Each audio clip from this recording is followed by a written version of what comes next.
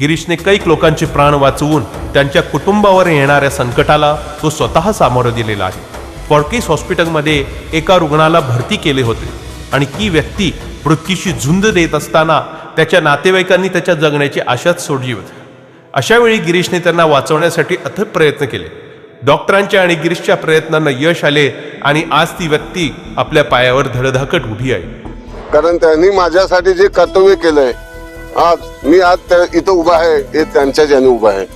कारण ज्यांनी माझ्यासाठी माझी केस संपलेली असताना त्या माणसाने पुढाकार घेतला आणि आज मी म्हणजे रोगमुक्त झाल्यासारखं येणार आहे. मला त्याच्यासारखा तर माणूसच नसणार, त्याच्यासारखा माणूसच नाही तर तो देव माणूस आहे.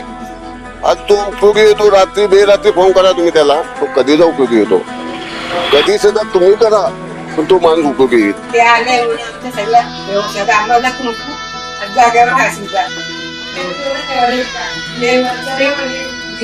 देवा काळजी रे माझ्या